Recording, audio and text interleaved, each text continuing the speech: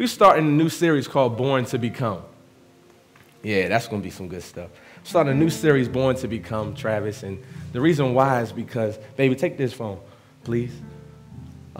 We starting Born to Become. And the reason why I really wanted to start this thing, Born to Become, is because I feel like there's a lot of people just doing a bunch of stuff. Just doing a bunch of different stuff. And the question that as I was wondering while I was just preparing this message and thinking about this series is what happens when what you're doing is not who you're supposed to be? What happens when what you're doing is not who you're supposed to be? Because there's a lot of us who have, I'm sure, so many different jobs are represented. Some people work for the school system. Some people work for the county. Some people work for the government. Some people want to work for the government. I don't know why. Some people want to do so many different things. And in the process of everything that you're doing, even now currently, you going after your aspirations and going after your dreams and doing all this stuff, just trying to do stuff, my question is, in the process of all of your doing, what have you become? See, Born to Become is not about working hard to please God. This series, Born to Become, is becoming someone with whom God is well pleased. And there's a huge difference. Because your ultimate form of worship is not when you become some great doctor or some great lawyer. Your ultimate form of worship is not the fact that you can study the scriptures for 13 hours. Your ultimate form of worship is not that you can quote 2,000 verses. Your ultimate form of worship is, you got to understand that Jesus said that way before I placed you in your mother's womb, I knew you. I knew you. See, your ultimate form of worship is when you become the person that God knew. That's your ultimate form of worship, when you have become exactly who God knew you to be. But there's a bunch of us who have not become exactly what God has called us to do because we're so busy trying to appease and want to get along with everyone and just want to show face. And God is saying, in the midst of you doing all of this stuff, who have you become? I want to show you some pictures of some people who become some cool stuff. Let's guess who some of these people are. Who y'all think that is? Dang, pointed that out quick. Oh, you already saw it? Who that? That's a girl. That's Dave. Oh, I'm telling Dave. That might be a boy. I don't know. That's just him. I said, I don't think that's no. Who that is? Braden. Yeah. Here's what's interesting. Yeah, man. Give it up for those people in iNgage staff. They're doing some awesome stuff. Here's what's interesting. When you're a child, there's this childlike innocence about you. Anybody had the privilege of raising kids? I know Cam has. Anybody had the privilege of just raising kids or being around kids? And one of the things that you'll find is that when it comes to a child, what you see is what you get. When it comes to a child, they just are who they are. They're not trying to perpetrate. They're not trying to fake the funk. This is just who they are. Look at some children right here. Like these little girls, they is not tripping that they are interrupting me right now. They just want to do whatever they want to do. They don't care because that's what children do. They just are who they are. And as I was studying this, I was looking at Matthew 18, verse 3. Check this out. I tell you the truth, unless you turn around and become like little children, you will never enter into the kingdom of heaven. I tell you the truth, unless you turn around and become a great doctor, unless you turn around and become a great lawyer, unless you turn around and become an astronaut, unless you turn around and become a supermodel, an athlete, nah. God says unless you turn around and become like these little children, you will never enter into the kingdom of heaven. Jerome, I'm going to tell you something, man. When you see little children that are about 3 and 4 years old, one of the things that you'll find is that they're laughing, they're playing, they're joking around, they're having the greatest time. They've accepted who they are. And then here's what else, they accept the people that surround them. And if anyone offends them, if anyone happens to hurt their feelings, they embrace the moment, and then they forget it, and they get back to living in the moment. And they aren't ashamed about their past. They aren't worried about their future. They're just caught up in living in the moment. And see, in this whole Born to Become series, the first thing that I got to get you to understand is that what have you accepted? Because there's a call to accept, but I got to figure out what you have accepted already. Because these children, what happens from the time that you're 3 and 4, or whatever age those girls are up there, until you transition to this side over here? There's something that happens in this transition. And what I really think it is that you get hooked up with an adult.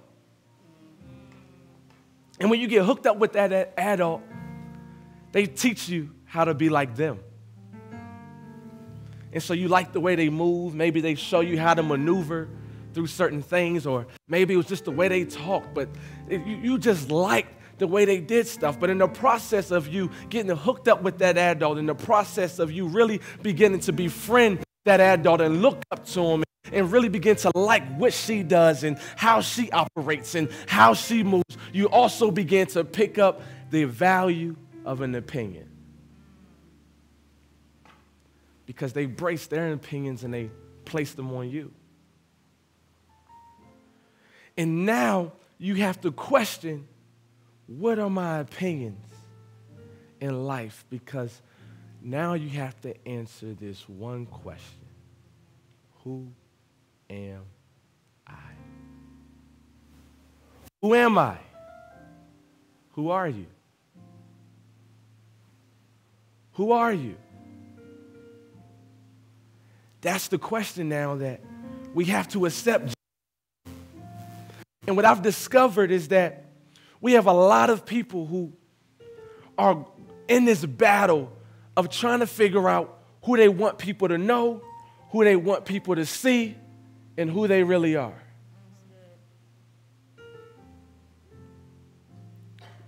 And we're spending a bunch of our time doing a bunch of stuff and don't even know who we're becoming.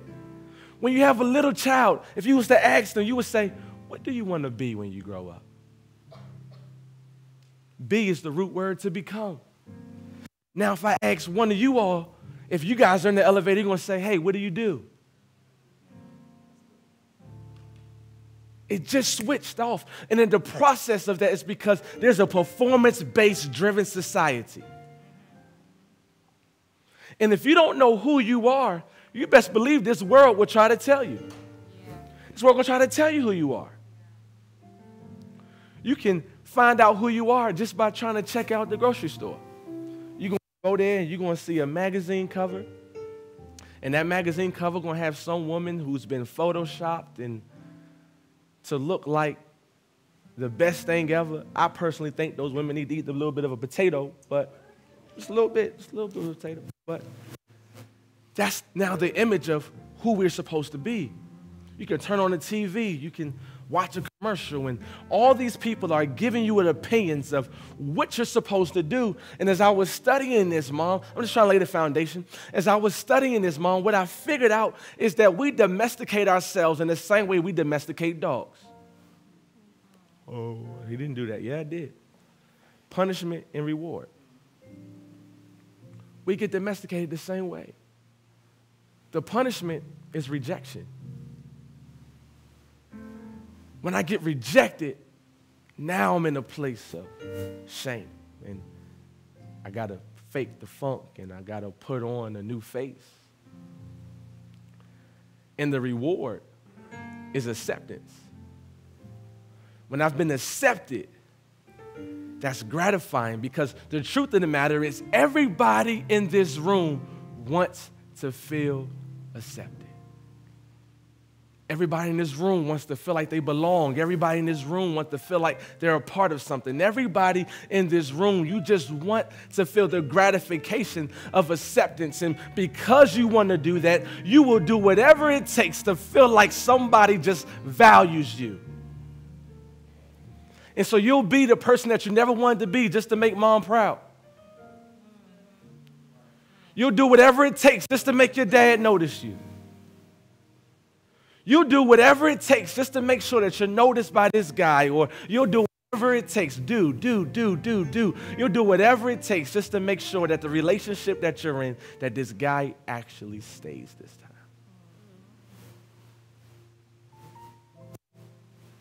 And I think that's the problem, is that we have outer image, and the outer image is the image that we want everybody to see. And the inner image is one that when we're at home and no one else is around, and we got to be there by ourselves, who are we? And your biggest question or your biggest problem will be when your outer image and your inner image no longer match. And I've discovered there's about 6 images between man and man. What do you mean by that? Well, check this out. Here's your first image. When man meets a woman, it's a problem with many relationships. When man meets a woman, he creates an image of her. From his point of view, when he sees her, he's like, yeah, this is who I depict this person to be. Here's the second image. A woman meets the man, and now she has the image of him, of who she depicts this man to be. Here's the third image. Man now tries to fit this woman into this image. Y'all can guess the fourth one. Woman tries to fit this man into her image. What's the problem here? Here's the fifth one. Man's actual image. Sixth one. Woman's actual image.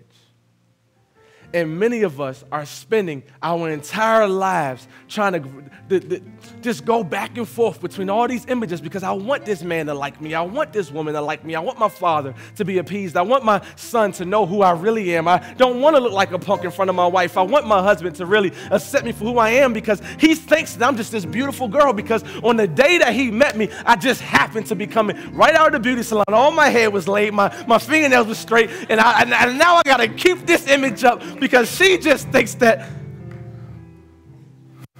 I got to keep this image up.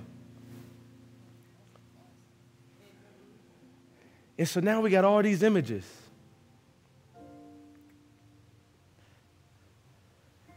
And we'll put on a face.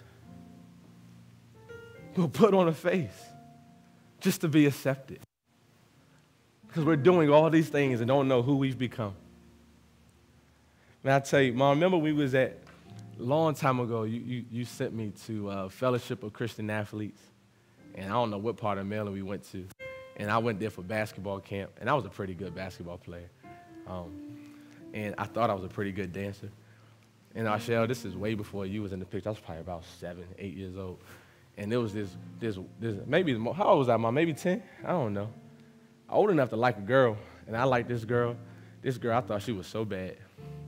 At 10 years old, however bad that is, right? And she liked dancers. And so I thought I could dance, because I went to this church and I used to dance crazy, and everyone thought it was good because they would clap and sing. See, sometimes it shows people can set you up when they don't tell you the truth. And I used to dance like this. You know how you just dance like that? I was a good basketball player, was a horrible dancer at the time. I can dance a lot better now, but it's because of this story. And so I got this image like I'm this macho basketball player. I can play ball, but this girl liked dances. And so what I didn't know was that there was going to be a dance that night, and there was this other dude who wasn't the best basketball player, but he was a great dancer. And so I challenged him to a dance. So embarrassed. That man started doing stuff that on You Got, he was You Got Served before You Got Served ever came out. And I had to hold this image together like I was unfazed. But when I got home, I was like, yo, this is embarrassing. It was so bad. So you know that, so when we went out to play ball the next day, you know I had to just embarrass him. But people still, ain't you the dude that got that? It was bad, man. And I had to put this image like I didn't care. And I think that's where, no. Here's this. Hold on. Say, give it back to him, God. Give it back to him, God. Say. Yeah. Because I had this thing when I was walking by. Here it is. Many of us try so hard to impress other people, and we truly believe that we are nothing. And we'll spend our entire life trying to do something significant because of our insignificance. And I think this is exactly where Zacchaeus was. Zacchaeus, man, he didn't really get no play. This is found in Luke chapter 19. He ain't really get no play. You're not going to see no churches named after Zacchaeus. You ain't going to see too many children named Zacchaeus. You might get a Zach or a Zachary, but Zacchaeus ain't going to be one of them.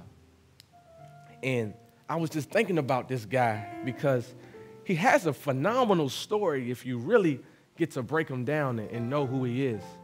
So I'm going to read these verses. I'm going to try to break this down and figure out who you have become. Is that okay? You sure? All right, let's do this. So Jesus entered Jericho and was passing through it. Now, a man named Zacchaeus was there. He was a chief tax collector and was rich. He was trying to get a look at Jesus, but being a short man, he could not see over the crowd.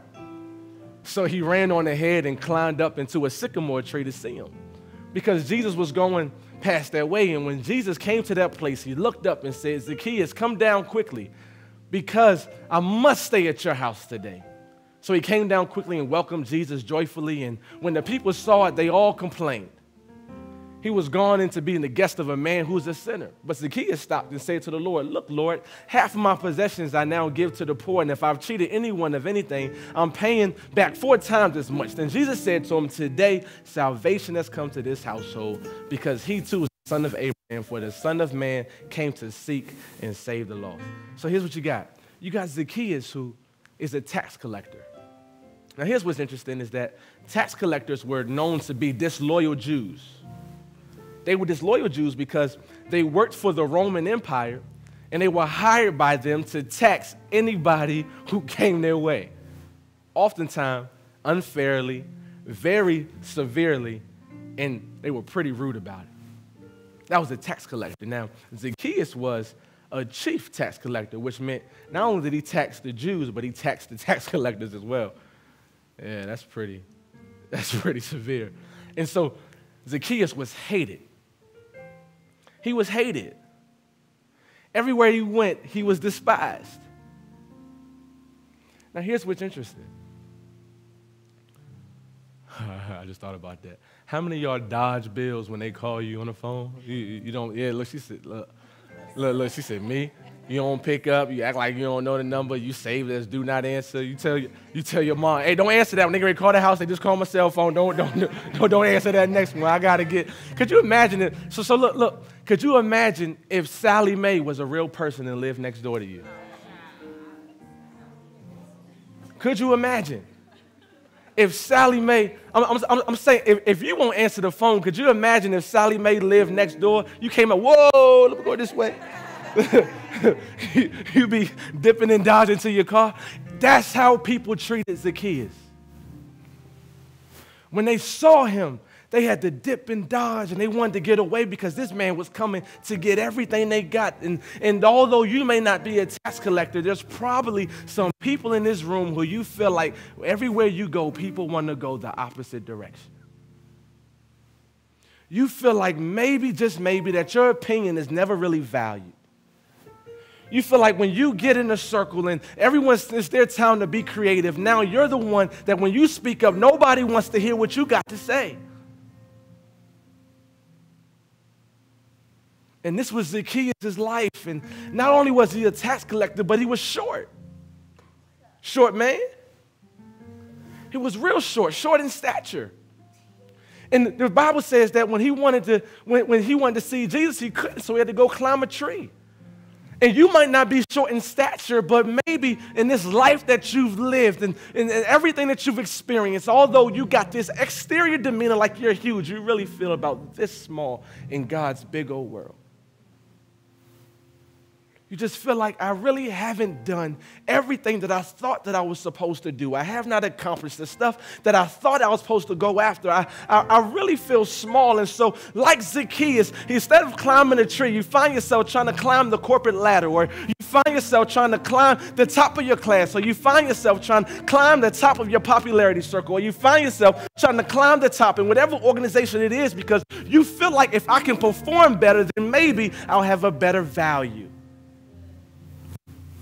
And you're climbing in whatever area you're in. You just got to be the best. You got to be who you're supposed to be because if I'm not this, then I'm that. And you really don't want to know what my that is. And so I'll portray this outer image because my inner image you really don't want to see. But if I can distract you with my performance, if I can distract you with my performance, with how I play on the field, with who you think I am as a father, with who you think I am. If I can get you just to look at my Instagram and not really know my life, then maybe you'll think I'm a little bit better than who you think I am. And so in the midst of all this climbing that Zacchaeus is trying to do to see Jesus, here's what brings to my first point. Jesus calls his name. Jesus calls his name. He says, Zacchaeus, Zacchaeus. And maybe you don't understand how important this is because Jesus was the most popular guy in town.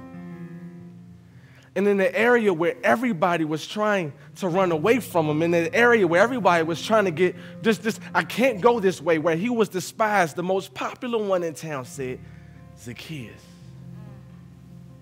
Zacchaeus. His name got called when everyone else wouldn't even speak it. When everybody else didn't even want to know who he was. They didn't want to be associated with him. They didn't even want to know if he was in the same area they had to run. But yet the one who you want to know, the one who you want to be connected to, the one that you want to be loved by says Zacchaeus. And maybe that doesn't make any sense. So he says Jen, he says Arshel, he says John, he says Brianna, he says Kenny, I know you. I know you. And that know you means like, no, not the one that everybody else knows. I know your inner image. I know who you really are. Zacchaeus. Zacchaeus. Here's what he says. He says, I got to come to your house today.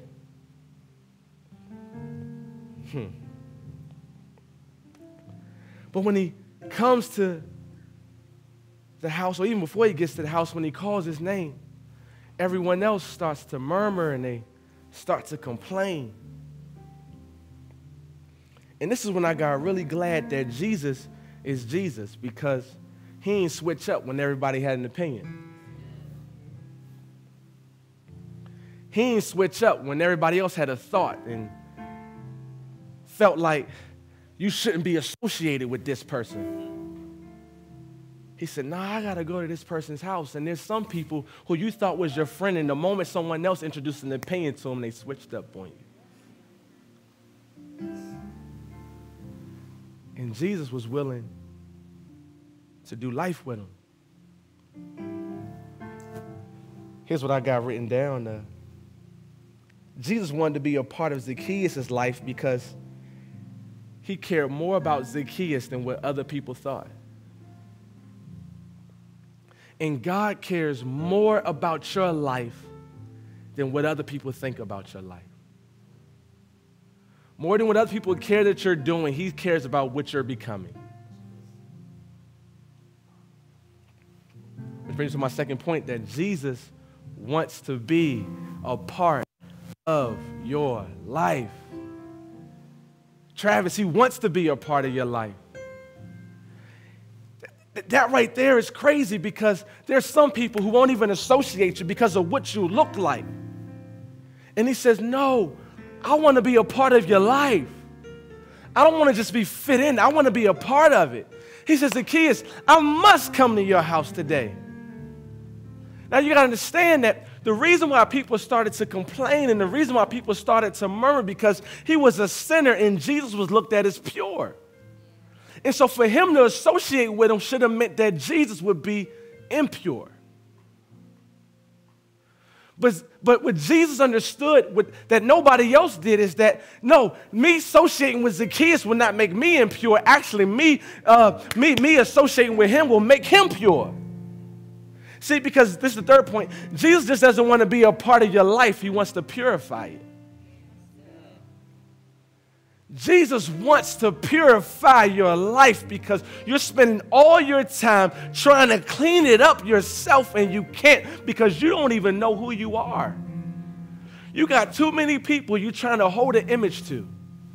You got too many people that you're trying to impress and too many people who think this and so I got to live to this, but this person thinks something different than that person. So when I get over here, I got to show this face. And when I come to him, I got to show this face. And then when I come to here, I got to show this face. And how are you going to clean up different images?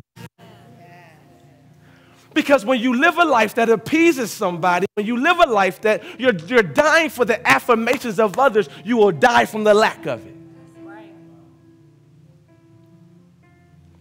And so many of us are in this place trying to perform. Here's what I love about Zacchaeus and what he did. He said, he came down, he said, gladly you can come into my life. Gladly you can come into my house. He was so joyful. And that's what I got to thinking about, sister. Is that many of us could learn this lesson from Zacchaeus. You see, because he put his performance-driven personality on hold right at this moment. Because there's some people in this room that God will show up right here and try to give you the biggest blessing ever, and you'll, with your performance-driven self, say, I'm not deserving of this. You know I haven't prayed today? Do you know I haven't gotten in my word in years? Do you know that I just slept with someone last night and you want to bless me? I'm not deserving of this, because what performance-driven people do is that they overvalue what they aren't doing and undervalue what they are. They will overvalue what they aren't doing and undervalue who they are. And the reason why they undervalue who they are is because for too long they've allowed the opinions and the affirmation of other people to set a limitation of who they're supposed to be.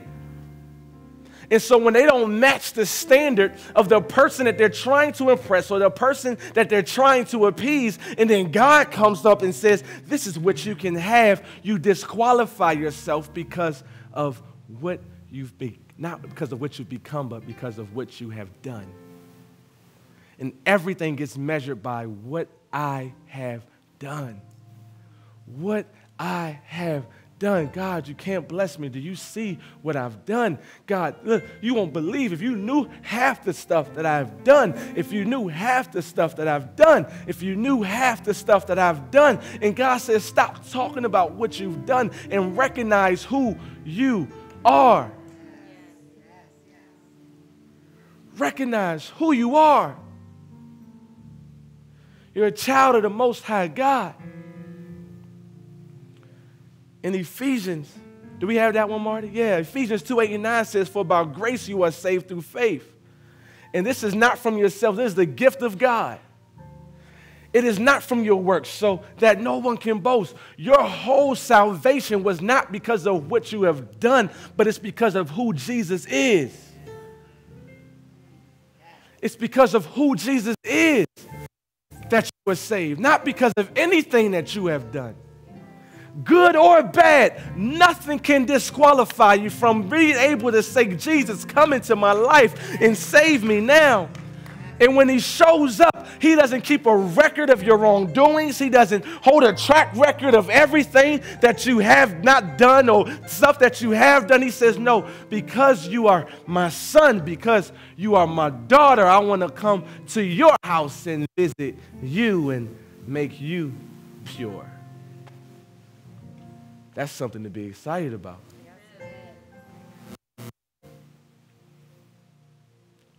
And we're going to bring it home. Don't worry. We're going to bring it home. Y'all enjoying this? I'm just trying to lay the foundation for this series. I want to put 4 and 5 together and help you understand something. Accepting who I am requires me to change some behaviors. See, when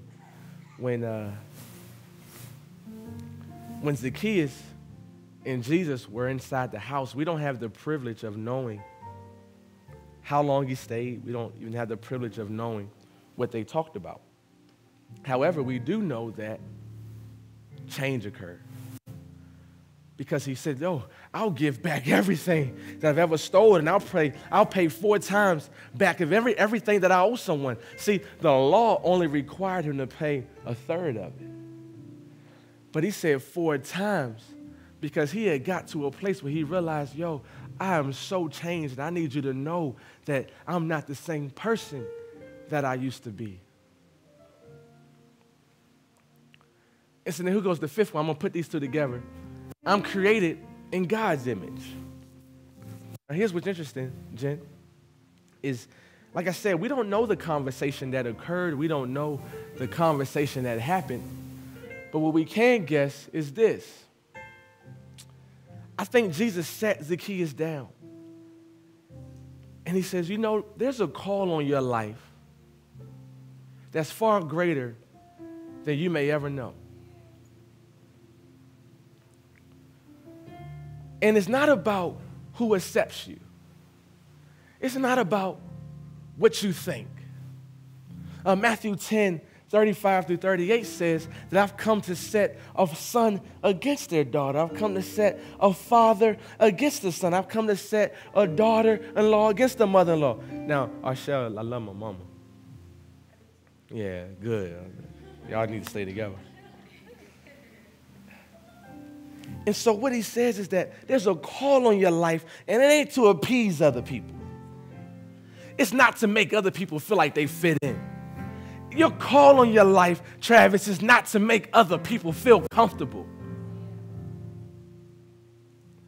In the process of this, I think Zacchaeus had got to a point, because for so long he was short and stumpy, and he became this tax collector, and obviously he was performance-driven because he went from this short and stumpy kid that nobody liked to now this chief tax collector that was all in Jericho, which was the highest tax providence ever, and yet he still felt undervalued and felt like he didn't have no worth. And in the process of all that, I really think that Zacchaeus really got to the point where he just accepted who he had become. And I think there's some people in here who you just really said, this might just be as good as it gets. This is who I am. Either love it or leave it alone. This is what it's about. I'm just accepting who I become. And I think Jesus really sat down. He said, look, in the process of you accepting all these things, can you try one more thing? Can you accept me as your Lord and Savior? Can you accept me as your Lord and Savior? Because I understand exactly what you're going through. And I understand all these images that you're trying to keep up with and all these images you're trying to project, because if you ever notice that your image is never challenged until you try to project it to someone you love.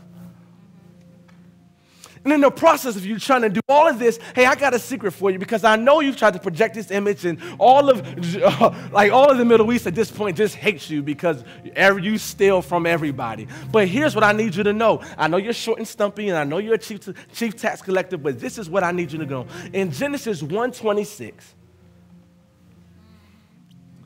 it says that,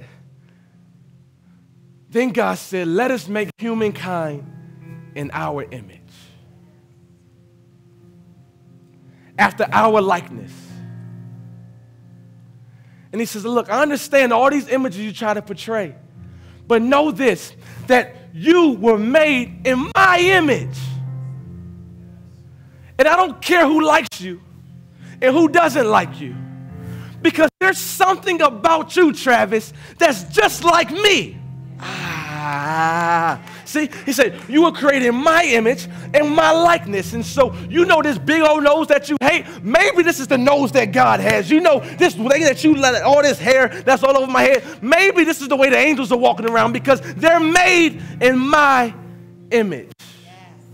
And when you understand that there's something like you, your quirkiness, your corniness, the way you dance when no one's looking, that's a part of the image and the likeness of God. And I think Zacchaeus really need to hear this message because he's been despised for so long. And God says, hey, man, you're created in my image. And I know you're a little performance-driven and you work hard. Hey, my Father created this whole world in 6 days. I get it. You're just like me. Wow. You're just like me. I just need you to tame it and live for me. Live for me, Zacchaeus. And if you live for me, all this stuff you're trying to juggle will stop immediately because you'll get instant gratification in knowing that I love you and that I like you and that I created you and I have accepted you. And so it doesn't matter who else hasn't accepted you because I have accepted you. And once you've been accepted by me, there's a whole new world. There's a whole new life that you haven't even seen yet. And I'll begin to bring people who look like you. Stop worried about people who have not even been in association with me anymore that try to tell you what you look like and what you're supposed to be. Get that from me. Get that from me. I care for you and I love you. And this brings me to my last point. I am a new creature. See, 2 Corinthians 5:17. So then if anyone is in Christ, he's a new creature. What is old has passed away. Look, what is new, look at this, has come. Because you have to be born to become. Not born to do, born to become. And we can see this whole thing in Zacchaeus' life. The old passed away. In the moment he got hooked up with God, he said, I'm going to change everything. I'm going to give it all back. I'm going to pay everyone back. And I'm going to now live for you. Hear this. You are a new creature. You no longer have to keep up with a million images because once you've accepted Christ into your life, it's only one image you have to look up to or have to become, and that's Christ-like. All you have to do is be Christ-like. In the same way that there's 6 images between man, I found that there's 6 images between God and man. Y'all ready for them? And I'm going to close out. Here we go. Man hears of God and fits him into his image. We hear about how good God is, but then we're like, I don't know, because if you know the God that I know, he's mean and he's out to get you. And so we try to fit God into whatever image it is that we got from an opinion from some other adult. Here's the second one. God tells us our image. He says, man, I've created you a royal priesthood, a chosen generation. You're the lender and not the borrower. You're on top and never the bottom. He gives you an image. He says, Jerome, I'm going to make you the best drum player that could have ever imagined. I'm going to use your gift to take you places that no one else can open up a door for you. And someone else might say, you ain't really all that good, but you got to know the image that God has given and the image that God has portrayed. And so he'll tell you in the image, and your job now is to stick to that image, and who cares what everyone else has to say. Here's your third one. Man tries to fit God into his image. What's that mean? We literally try to say, God would tell you, man, you can have the best life ever.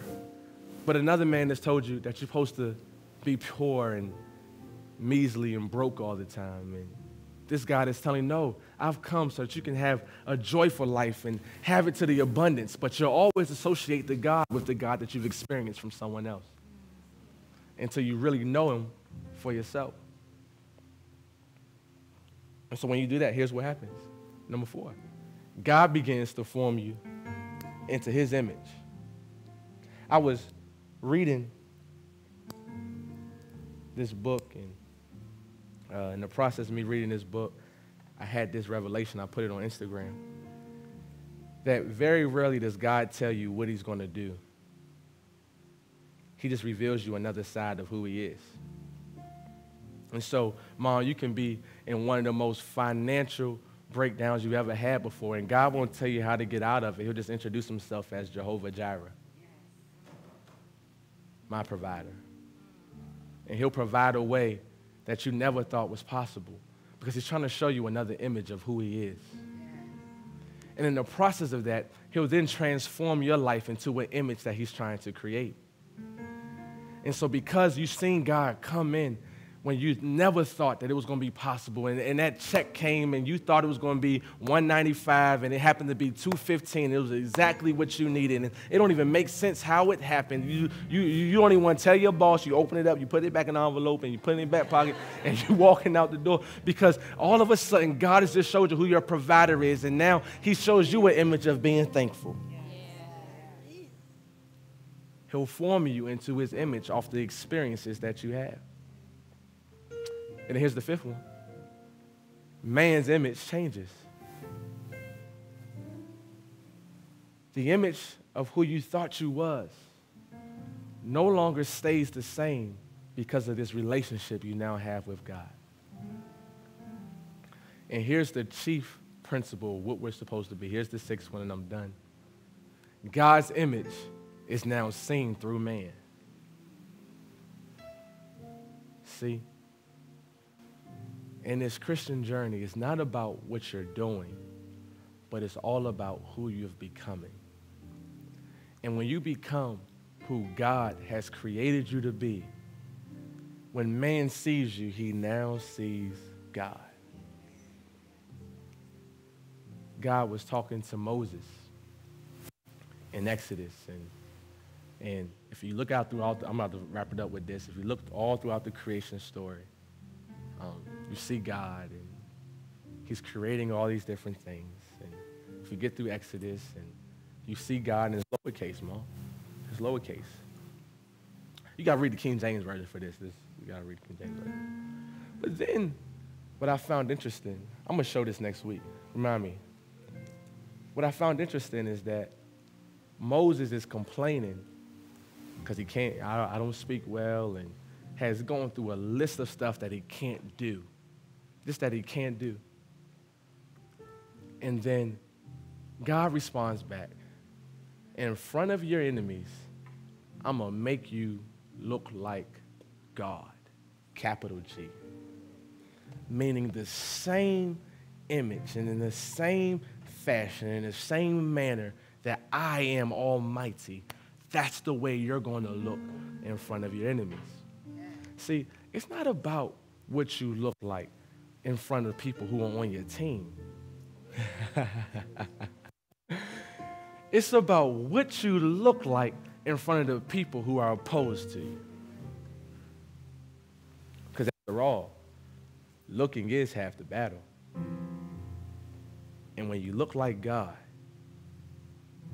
some great things can happen. And how do you look like God? It's a posture of worship.